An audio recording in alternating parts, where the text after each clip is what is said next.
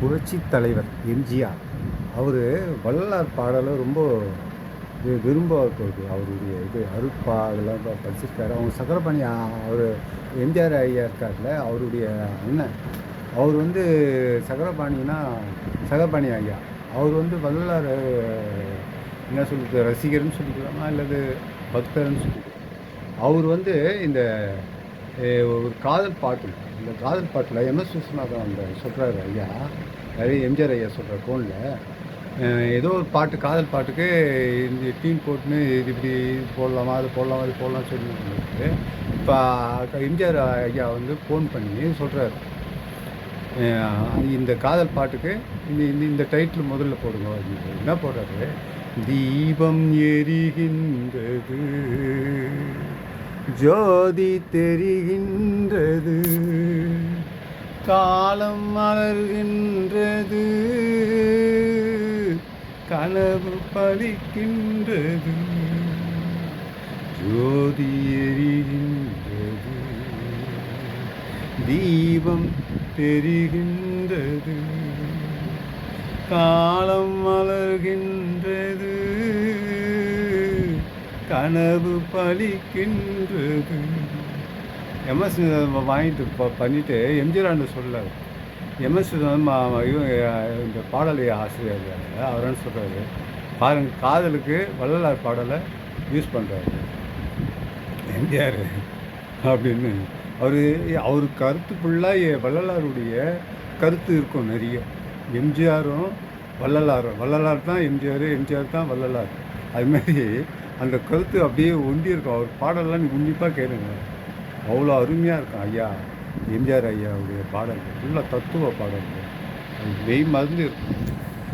இது வள்ளலார் அருப்பா வந்து காதலுக்கு ஒப்பிடுறாங்கன்னா, காதல் வந்து கடவுளை காதலிச்சா தான் நம்மளுக்கு கடவுள் கொடுப்பார். அதுமாரி இந்த இது பண்ணுறாங்க, இங்கே கடவுளாண்ட வேண்டுறாங்க. எப்படி வேண்டான்னா,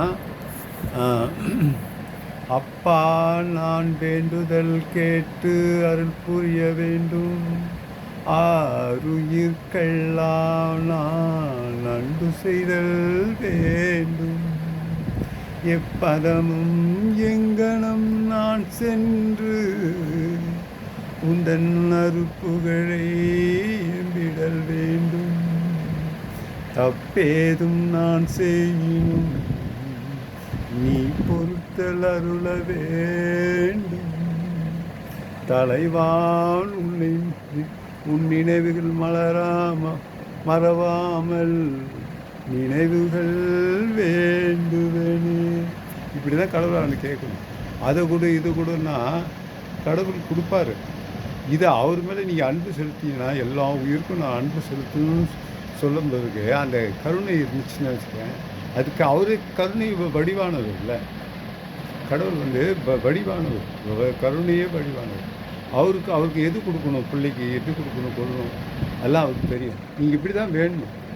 அப்பா நான் வேண்டுதல் கேட்டு அருள் புரிய வேண்டும், ஆருயிர்க்கெல்லாம் நான் அன்பு செய்ய வேண்டும், எப்பதமும் எங்கனும் நான் சென்று உன் அருள் புகழை ஏம்பிடல் வேண்டும், தப்பேதும் நான் செய்யணும் நீ பொறுத்தல்ல வேண்டும், தலைவால் நினை மறவாமல் நினைவுகள் வேண்டுவேன்.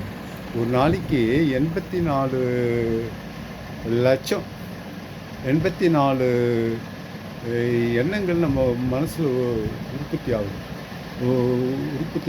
அது நல்லதுங்க நடக்குது, கெட்டதும் நடக்குது. அதனால் நம்ம இப்படிலாம் வேணுனா தான் ஐயா வந்து உங்களுக்கு வந்து நல்ல ஒரு இது கொடுப்பாரு.